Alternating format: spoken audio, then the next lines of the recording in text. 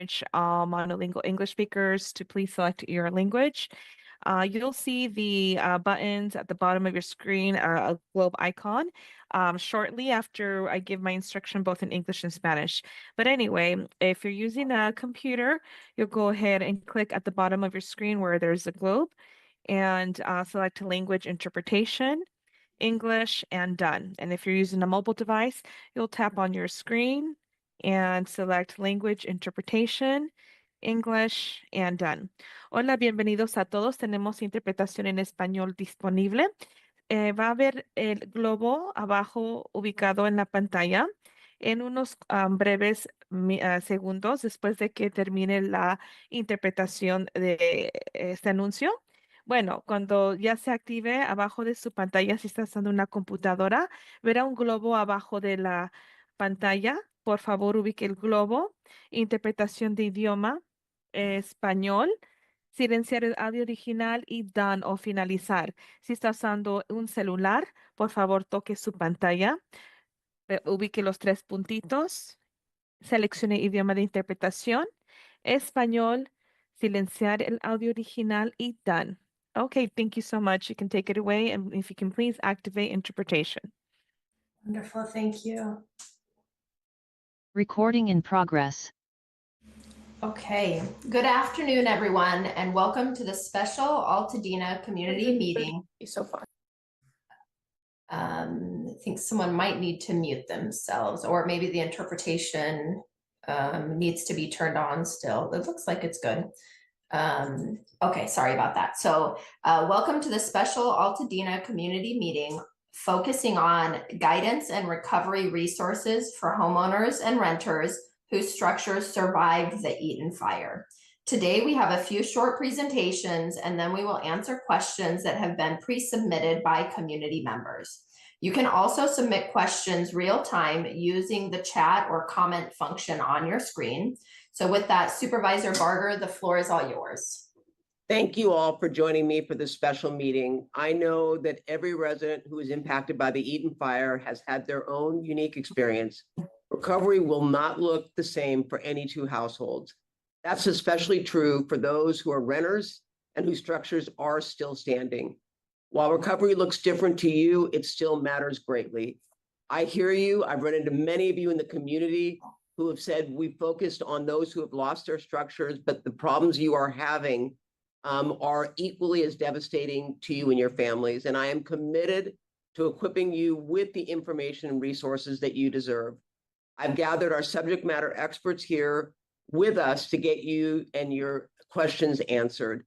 A lot of questions were submitted, so I don't want to take up any more time. So let's get going so we can get to as many as possible. Again, thank you for tuning in for this event.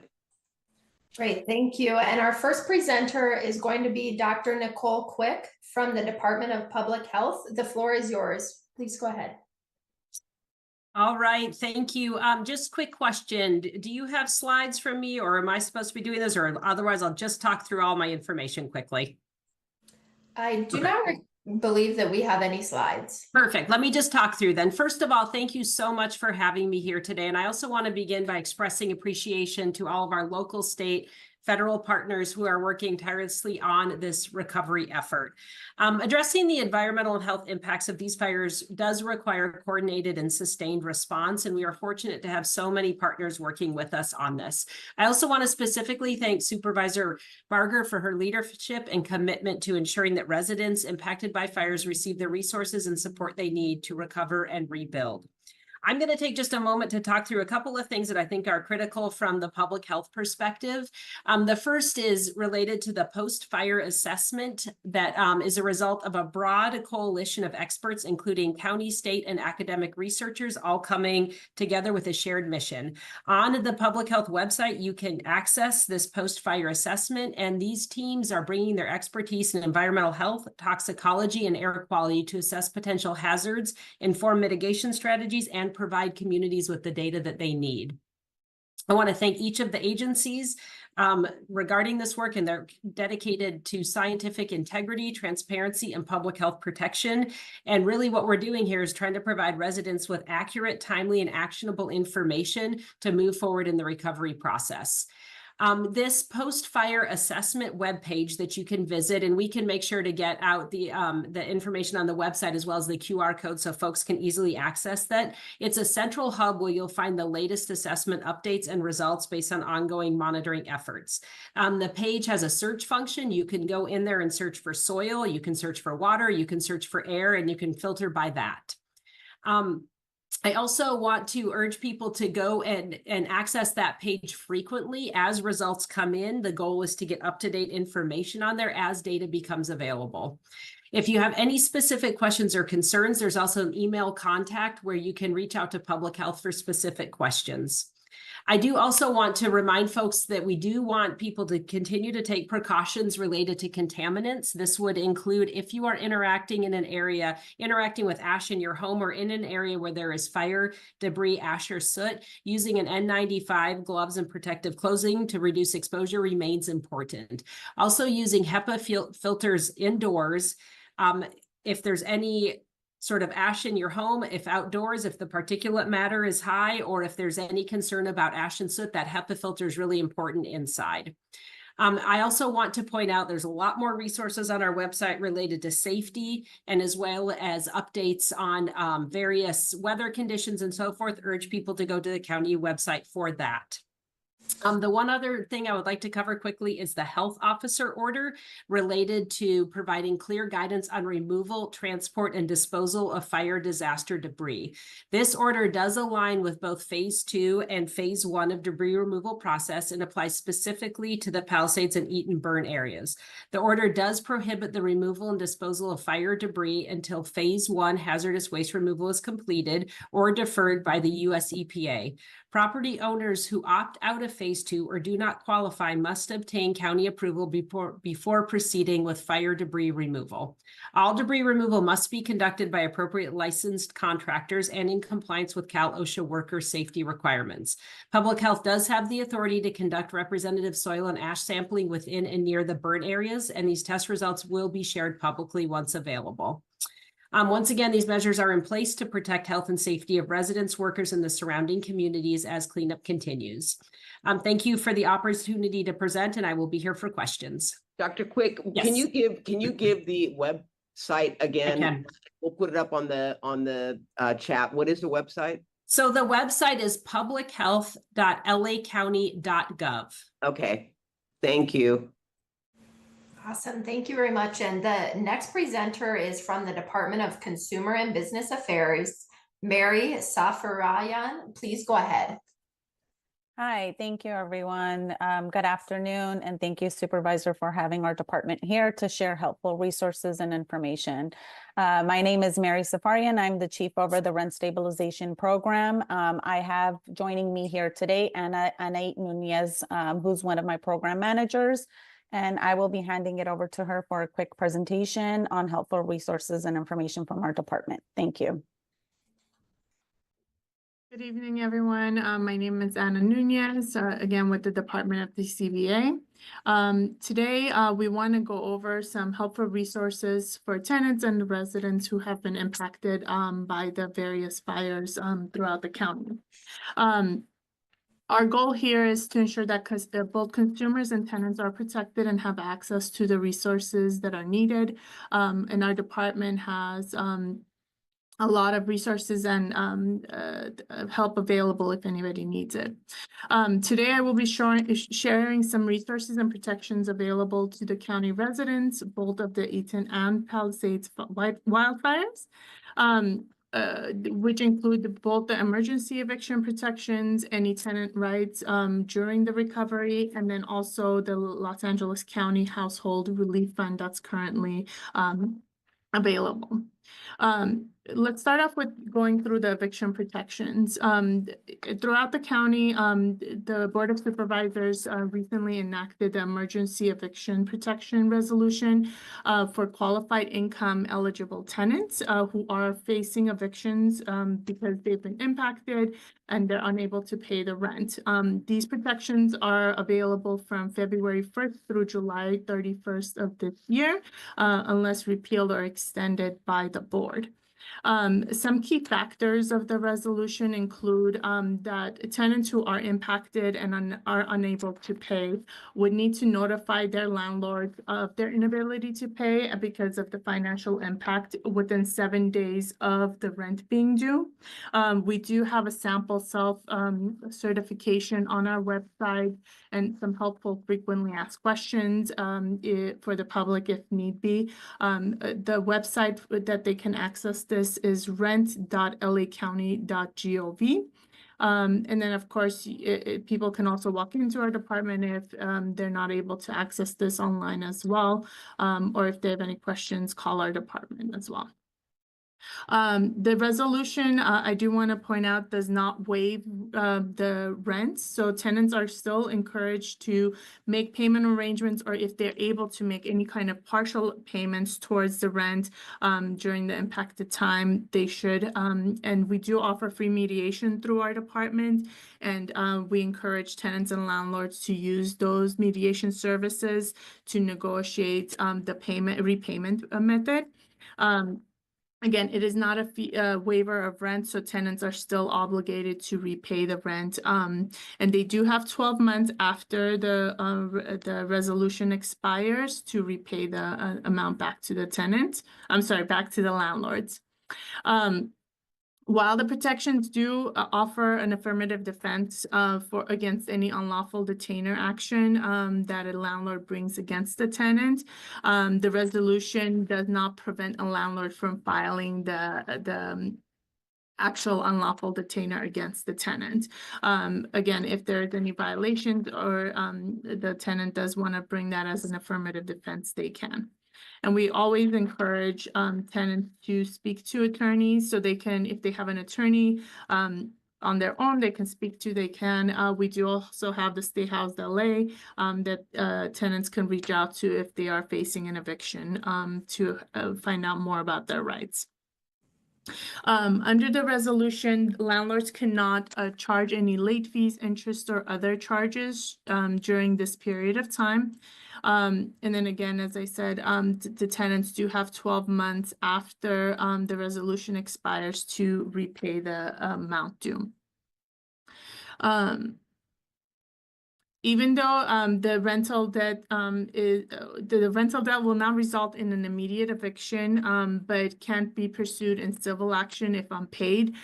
So if the tenant doesn't pay, the landlord can file proceed with civil action against the tenant to recoup the monies owed. Additionally, tenants during this period of time through specifically May 31st of 2026 are protected from being evicted if they have any unauthorized pets or guests that are living with them or staying with them due to being displaced because of the fires. This is through May 31st of next year, 2026, unless again it is extended or repealed by the board. We encourage tenants to not ignore any kind of eviction notice that they receive from the landlord. Do not assume that just because they're getting this and they're protected that they don't have to do anything else. If a tenant does get any kind of an eviction notice from their landlord, we encourage them to seek legal assistance and or again reach out to State House LA. We also have the phone line within the Department of Consumer and Business Affairs if tenants have general questions that they want to ask about their rent. Next, I do want to speak to the tenants' rights. So tenants do have the right to live in a safe and livable unit. That being said, landlords do have certain responsibilities and are responsible for keeping the units habitable. Landlords need to make sure that the unit that the tenant is living in is safe and livable. And depending on the type of damage that occurred due to the fires, there are different rights that tenants have, whether it's the unit was severely damaged, if there was certain terms in the lease, or if there are any additional restrictions that the county or the state have through their local rent control. If the home is covered in soot, ashes, or has some smoke damage, especially in the HVAC system, and it's not a habitable condition to live in, your landlord may be required to make repairs as a result. We encourage landlord tenants to do everything, all the communication between them and the landlord in writing, whether it's text, emails, even phone calls. If you're calling the landlord, just document it so that way you have a trail that you've attempted to make the attempts for the landlord to make the repairs. You do also need to be reasonable and give the landlord reasonable time to make the repairs as well. Just because you call today doesn't mean the next hour the issue is going to be resolved. So the landlord does need to have some time to make the appropriate repairs as well. It is the responsibility of the landlord to repair the structure, interior and exterior of the home, any appliances that are needed that have been damaged and are on the lease. However, the landlord is not responsible for any of your personal belongings. If you do have like homeowners insurance, renters insurance, we encourage you to reach out to your homeowners insurance. Tenants, renters insurance to see if there's any kind of coverage that they have there. And then depending on the circumstances, again, the tenant may have a right to have their rent reduced or not pay rent at all, depending on the extent of the damage, whether they're being displaced and so forth. We don't advise that a tenant withhold rent for any reason. Make sure you're communicating with the landlord if you are going to be doing that, because if you do not pay the rent because something's not being repaired, the landlord may still be able to proceed with filing an unlawful detainer and evicting you. Again, if you do face any kind of issues like that, contact State House LA or consult with an attorney for guidance before withholding the rent. We do want to stress our department does not enforce any kind of habitability issues, even though we do give general guidance. We encourage you call the Department of Public Works or the Department of Public Health to file complaints depending on your issue. That being said, there are still local rent control laws that govern certain areas within the county. There's also the county rent control. Our department specifically oversees the county's rent control ordinance. If you are facing a situation where there's an unlawful rent increase on your unit, reduction in housing services, or any habitability issues that the landlord is not addressing, that's something you can file an application with us for.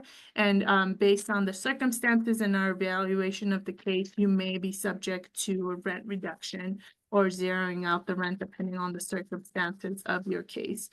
For more information for that, you can reach out to our department and we can give more information as far as that is concerned.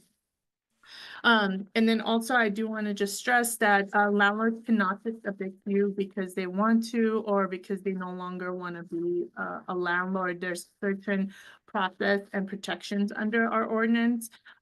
If a landlord wants to evict you, it has to be for cause. So if the tenant is not doing anything wrong, there's 3 specific reasons: owner move-ins, removing the property from the rental market, or through a government order that the tenant may be evicted. Thank you for that, Anna. Thank you. And I don't mean to cut you short, but we are very restricted on time today. So if you just want to make any last closing remarks, then we can turn it to the next speaker. Sure.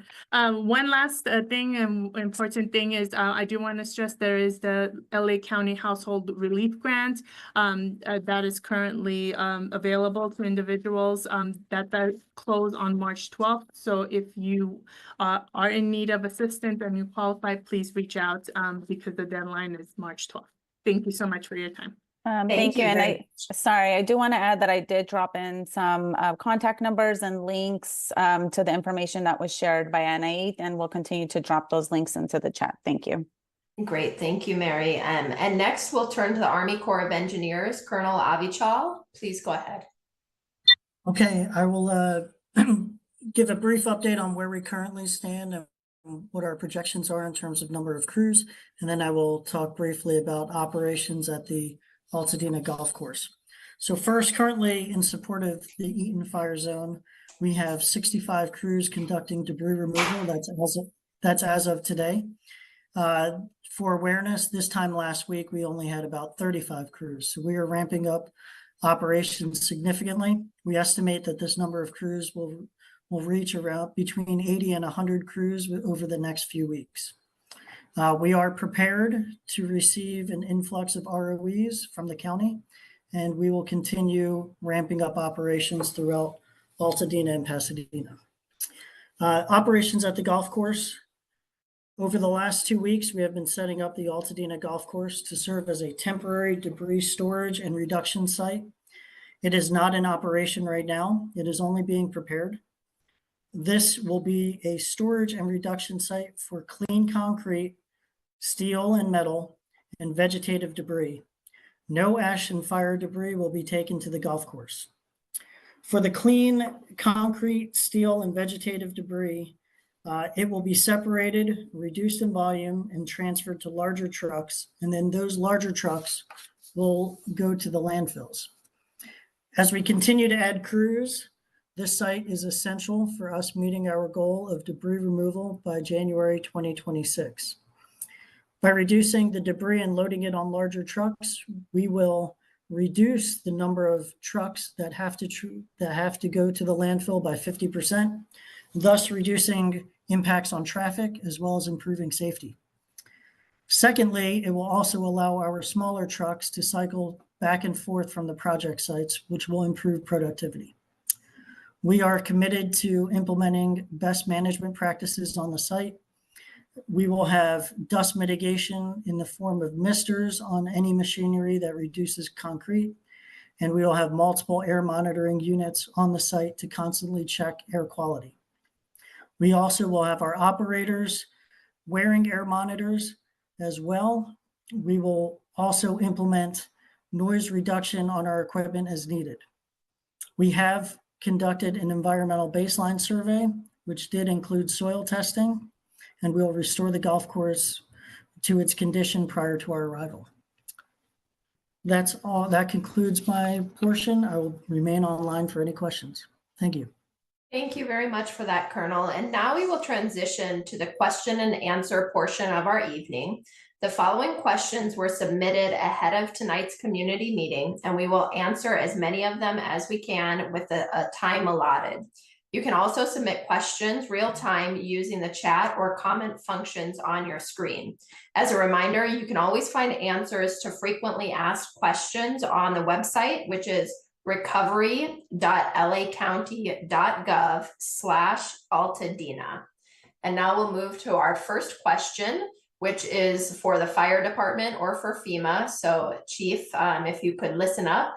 The question is, agencies are refusing assistance due to the DINS map stating no damage when in fact there is notable damage. My standing home has been called a total loss repeatedly. For those of us with inaccurate DINS reports who've emailed requesting changes to reflect the actual damage, the questions are two-part: is how do we get this changed?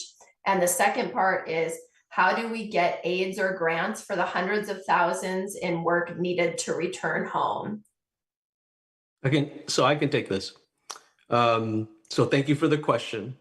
So I think I'll make a quick kind of a description of what the DINS inspections limitations are, what they're for, and then how they maybe aid agencies are utilizing it for the wrong purpose.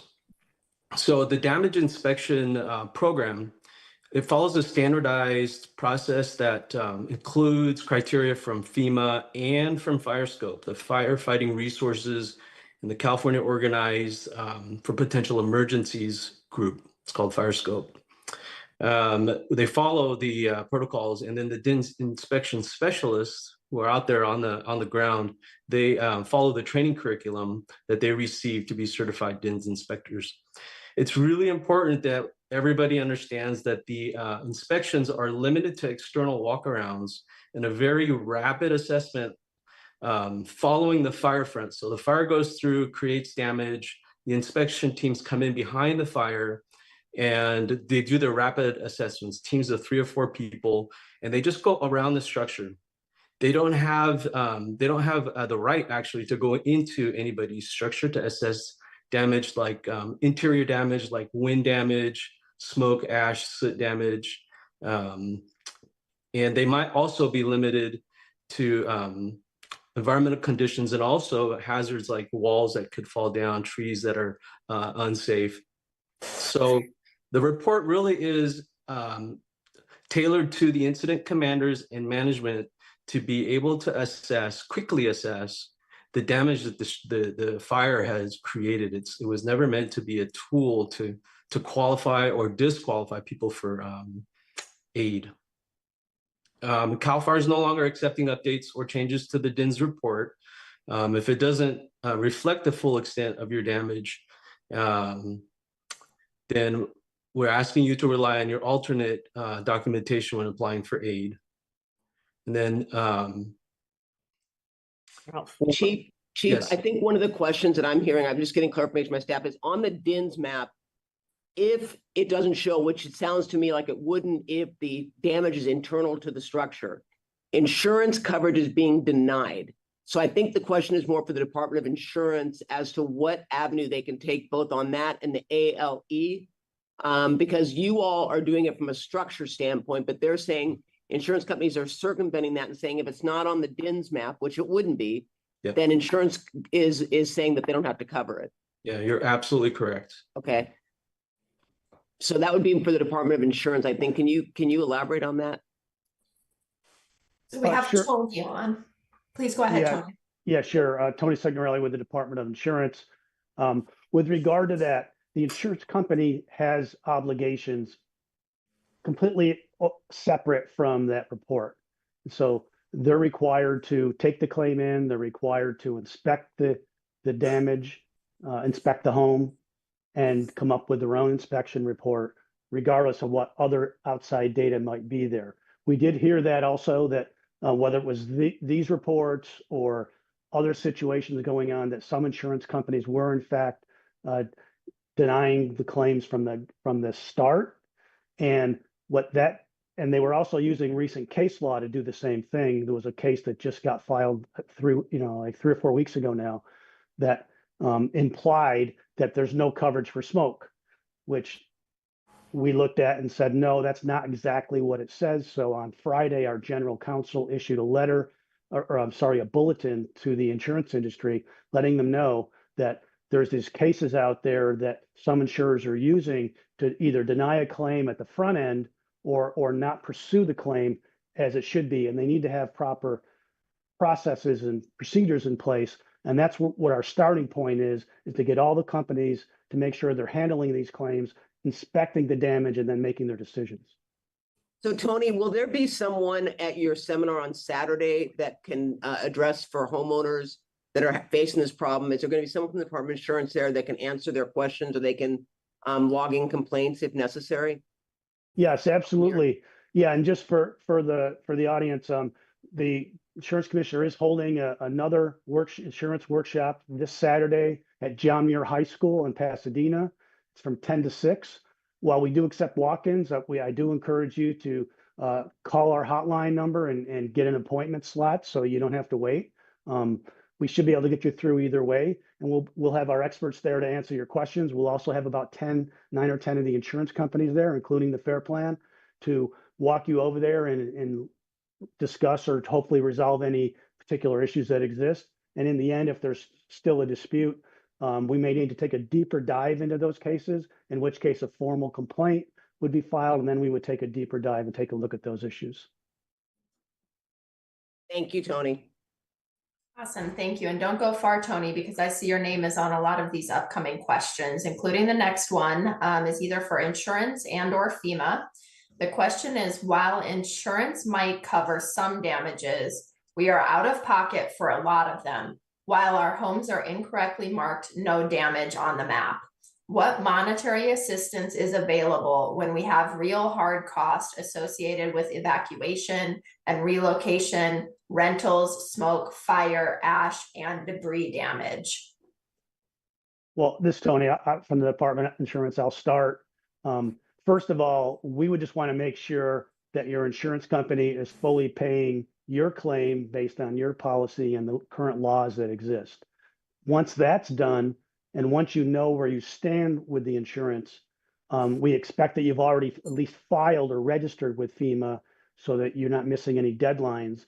And then you would pursue any shortcomings that might be available to you through the FEMA assistance or other resources that were available or are available through the Disaster Recovery Center. Thank you for that. And does FEMA, I see Roxanne is on, does FEMA have any additional thoughts on that question?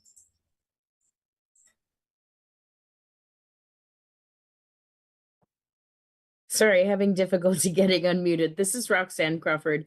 I don't have anything to add other than just to remind people that if they have damage, regardless of whether it's considered, what they believe will be approved or not, they should register with FEMA because that registration date will close. It did have an extension, so now you can register through March 31st.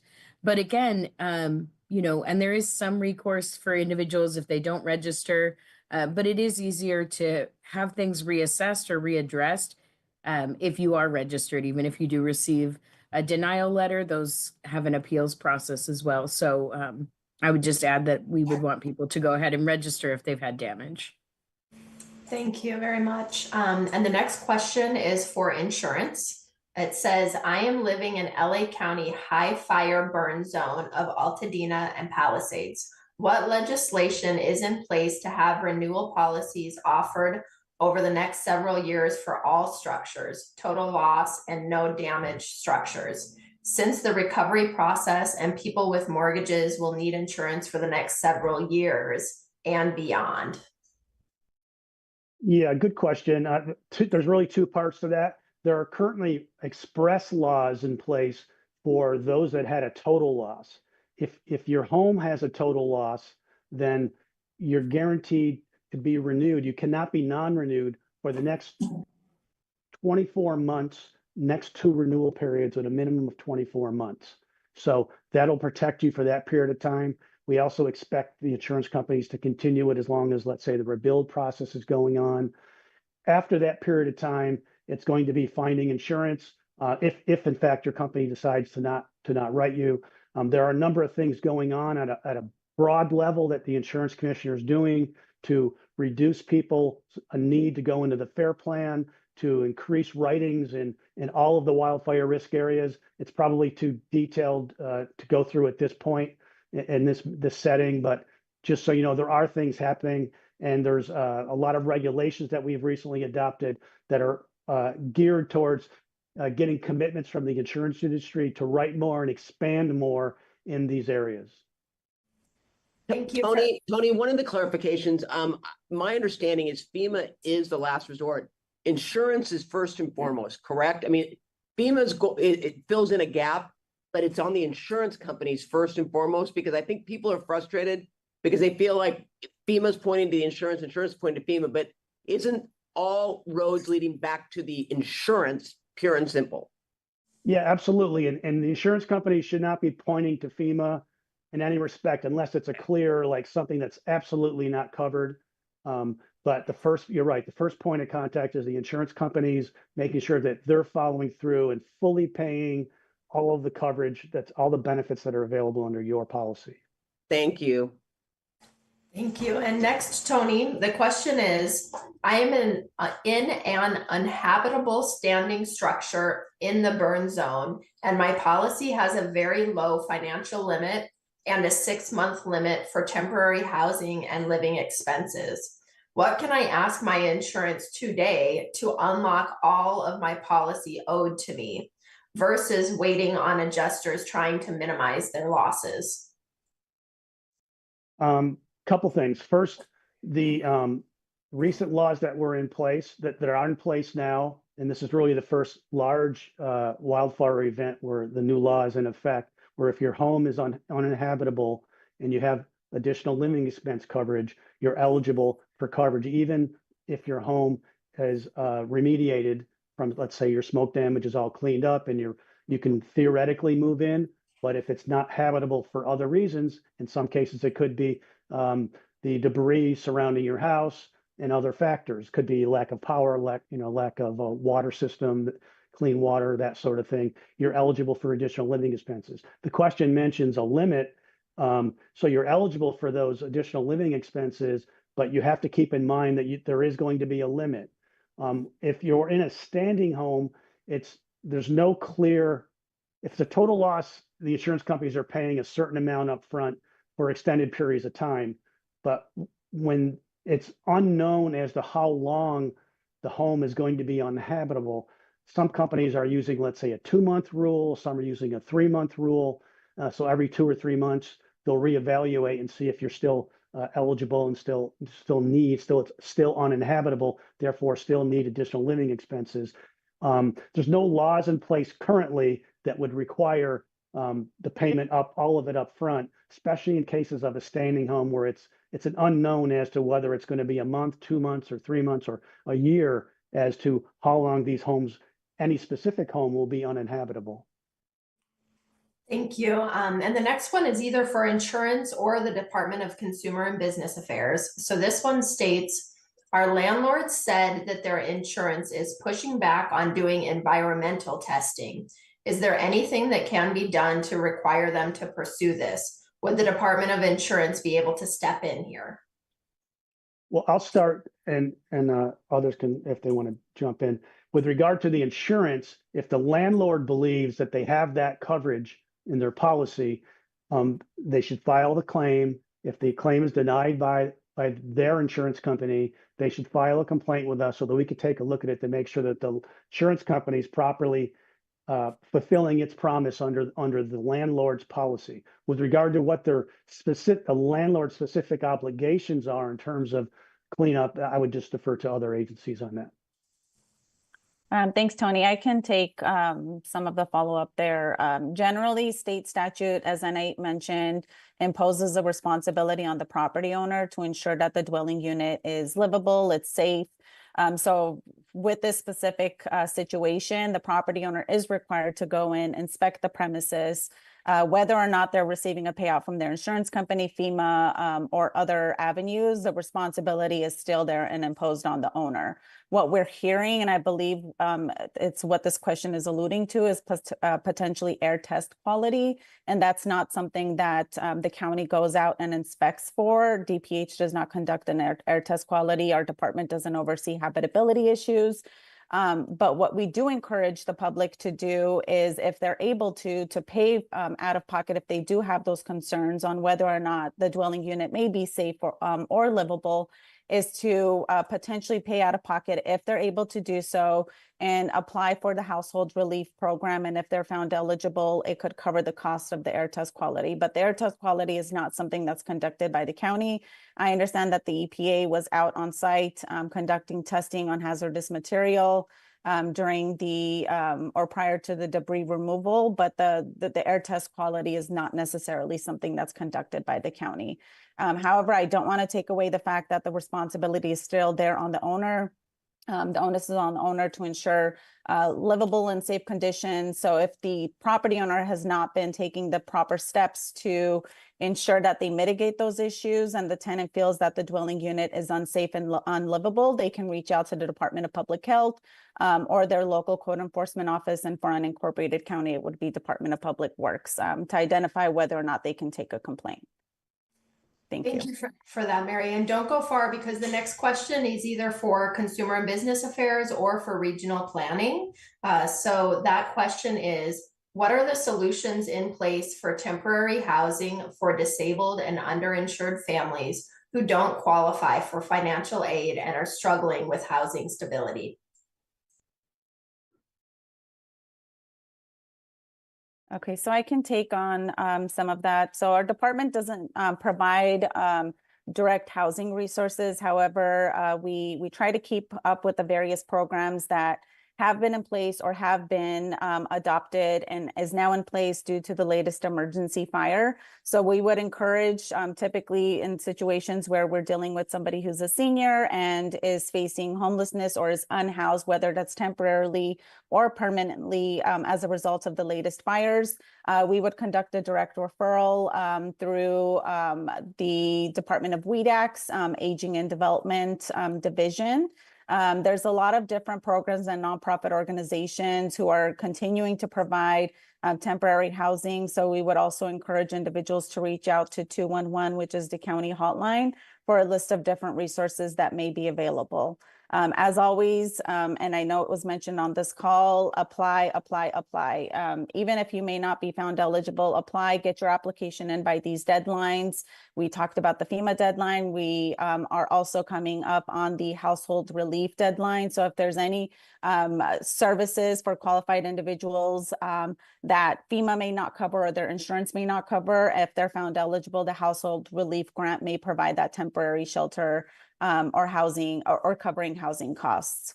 I also just really quick, not to take up too much time, for properties that are subject to the county's rent stabilization program, there are protections in place. As Anait mentioned, there's eviction protections, whether a tenant is temporarily displaced or maybe permanently displaced. So we encourage individuals to call our office so that we can talk about their specific housing situation and provide the applicable information.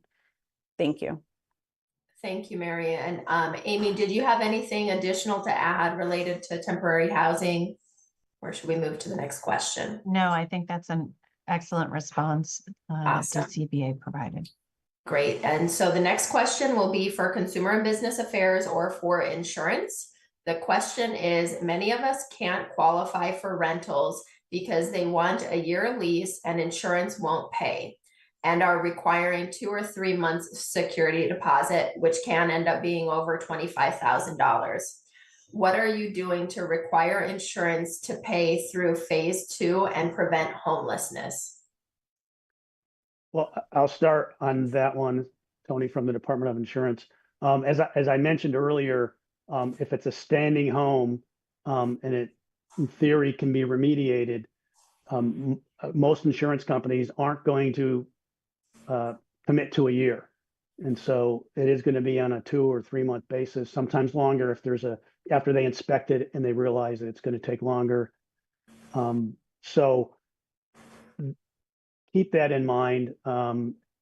The deposit is always a concern. I don't know if there's any laws with regard to landlords of requiring or prohibiting 1-year leases. I don't know if something like that exists. It would be because I would expect most landlords in this particular area are looking for long-term leases. The question would be whether there'd be an outlet for more short-term leases available.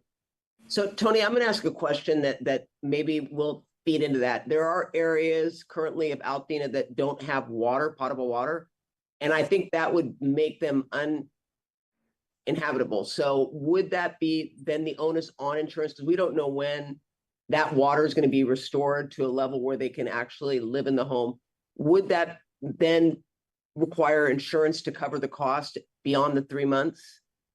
Yeah, to the degree they look at it and they would say meet with whoever's in charge of dealing with the water system. If they meet with them and that agency says we're 6 months away from getting this done, then that would absolutely be clear. I don't know if it's as clear cut as that is. Okay. So it would really be up to whether the experts of the agency saying, it's going to be a week, it's going to be a month, going to be a year, then we could force the insurance company at that point to commit to it. And then I'm going to add the follow-up question to public health on that. I'm sorry, I'm just because I've been reading what's been in the chat, and that is that 250 yards is what has been used as safe in terms of as we do the debris removal, because I know there are some who don't feel comfortable going back to their home because of the debris removal taking place. And I know the 250 yards has been thrown out there. Is that a public health order or is that just a recommendation for residents? Yeah, so that is a public health advisory. And essentially what we are saying is that within 250 yards of disaster debris, fire debris, ash and soot, that folks are more likely, potentially more likely to be exposed to that. And we do know that those are potentially hazardous substances that can essentially, if you're residing within 250 yards, you may be expected to experience more symptoms related to that. But that is an advisory and not an order. Thank you. Okay, and I see Mary has her hand raised. Please go ahead, Mary. Yes, I did want to add there's price gouging orders that continue to be in place and protections. So property owners are limited on how much they can charge new incoming tenants on new contracts. It's still limited to 10%, and the price gouging order has actually been extended through April 8, 2025. In addition, there was an amendment to the security deposit statute, which became effective last year, which further limits on how much landlords can impose on security deposits, and that's now limited to 1 month's rent. And in certain situations where it's a small property owner who meets the requirements, they may be able to collect up to 2 months security deposit. So again, I encourage tenants looking for new housing to contact our department so that we can talk through the various laws and protections that may apply. And again, reiterating that that telephone number is 800-593-8222. Thank you. Thank you, Marion. Next question is for Tony with insurance. The question is, many insurers have a network of preferred remediation companies that operate with pre-negotiated rates. However, many of these companies do not provide written proposals to the homeowners. What steps can we take to address this? Well, there are some companies, insurance companies, that are providing the estimates that they get from their remediation companies to the homeowners. Some aren't. The law is not really clear on that obligation. However, if an insurance company does use their own remediation company, there are laws in place that require them to perform the contractor needs to perform the work in a workmanlike manner based on acceptable trade standards.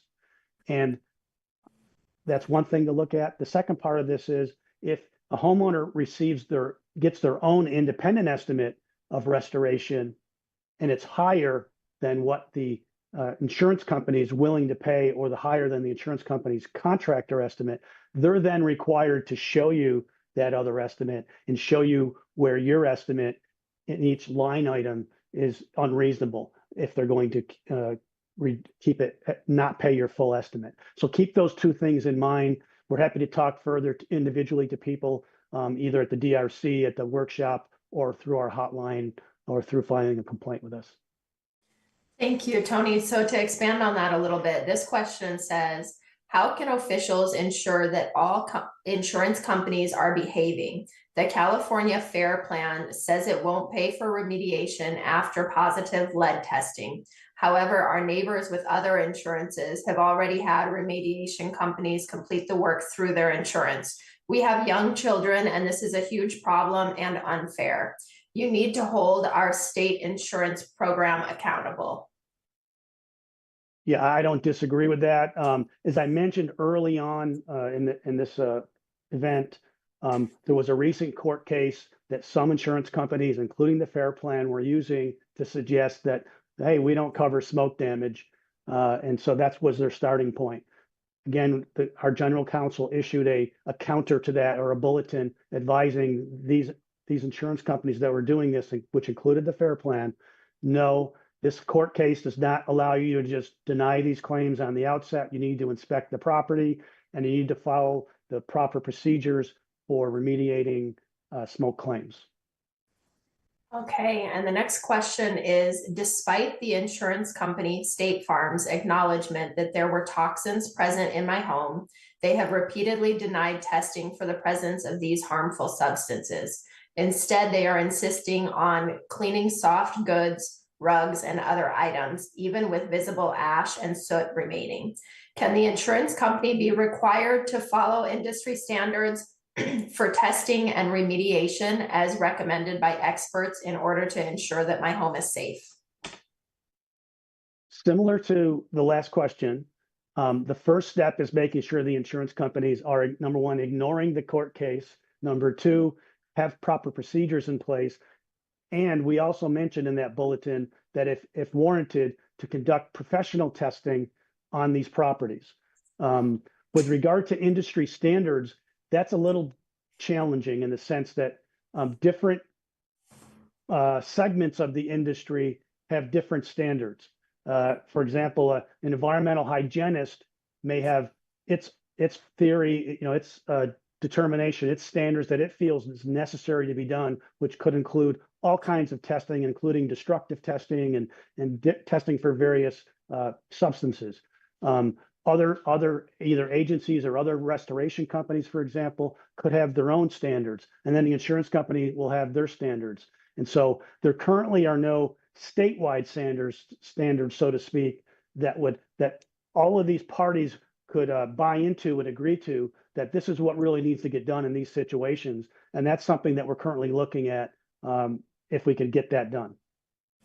Okay, and the next question is for either FEMA, Roxanne, or with the Department of Public Health, Dr. Quick. It says, our yards are filled with ashes, but insurance won't pay, and FEMA says we are not eligible. What resources are there for testing and debris removal for homes still standing?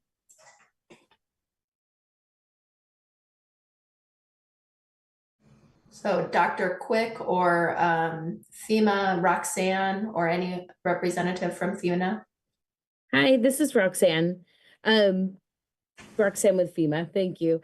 So what I would say is to submit a right of entry form for to LA County for debris removal. March 31st is the deadline to submit that. I will paste the link for those applications into the chat.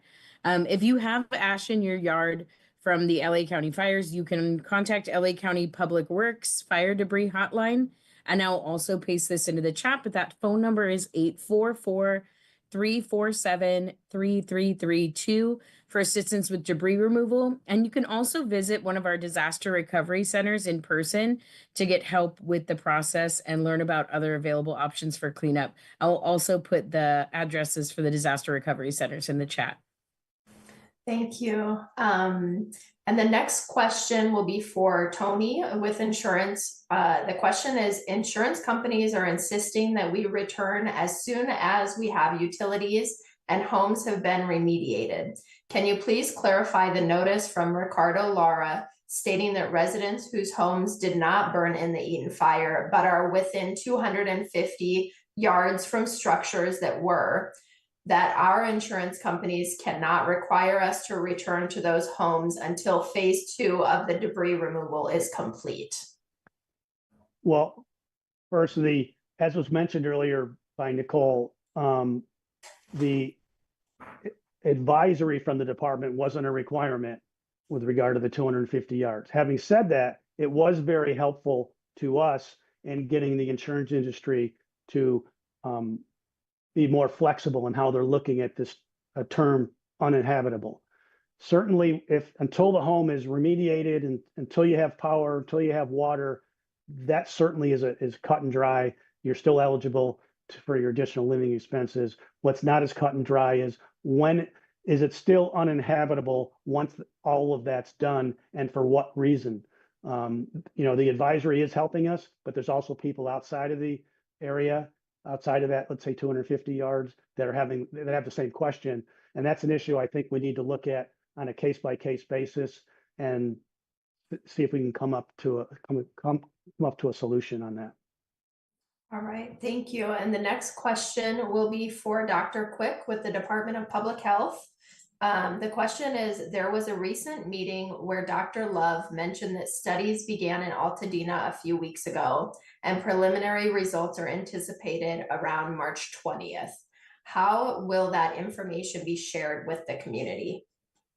Yeah, thank you so much for that question. A couple of ways. We likely will include a discussion of this in the ongoing town halls that Public Health has been hosting every week or every other week. And we also intend to post results of this on both the county's website and the Public Health website that has that post-fire assessment plan. So going back to either of those websites is how we will disseminate this information, but also look to us for a update on that once the results of Dr. Love's study is out in one of our public health webinars as well. Awesome, thank you. And we just have time for one last question, and that will be with you again, Dr. Quick. It says, why isn't there any soil testing or remediation happening anywhere in Altadena? Okay, so thank you so much, and I'll make this quick because I think we're running out of time here.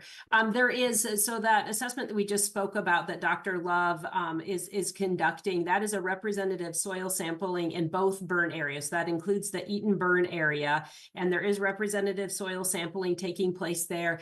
And essentially what we're looking at are trying to define and get out to the public what the potential contaminants are that we're seeing in the ash and soot as well. So that's going to be in the burn areas as well as in areas surrounding the burn areas so that we can provide adequate public health guidance and so forth. So there is soil sampling being done. Those results are going to be available. Dr. Love has let us know that that will be later in March. And once those are available, we will make sure that those are easily accessible on the county website and public health website.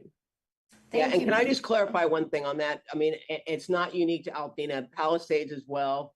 FEMA, based on experiences both in Lahaina as well as other burn areas where they've done the cleanup, felt that taking 6 inches of topsoil off was sufficient versus paying for the soil testing. So it's not unique to Altadena.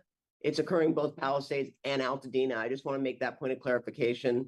And then in closing, there's a lot of questions that have been asked on the chat. We are going to encapsulate those and do a question answer sheet and get that up as soon as possible. Because I know an hour is not enough time, but I want to make sure that the questions that are being asked, or at least you're provided some sort of answer. And then if you want to follow through, Tony, I'm again going to encourage them on the insurance side. John Muir High School, what are the hours on Saturday? It's 10 a.m. to 6 p.m. on Saturday. So I would encourage you, especially if it's insurance specific, to go to John Muir on Saturday. And they'll have representatives there that can answer your questions. But we are going to do a question answer form for you, and we will touch on the soil issue because Dr. Farrar and Dr. Quick have both explained it, but I want to at least have it more in depth for you, and they've done a good job of explaining why they're doing the soil testing right now, but why they feel that will answer a lot of questions regarding the 6-inch removal of soil. Thank you very much for that, Supervisor Barger, and your closing remarks. So thank you everyone for joining us today. And for more information and with what Supervisor Barger was mentioning, you can find that on the website, which is recovery.lacounty.gov/Altadena, or by visiting your local disaster recovery center. Thank you.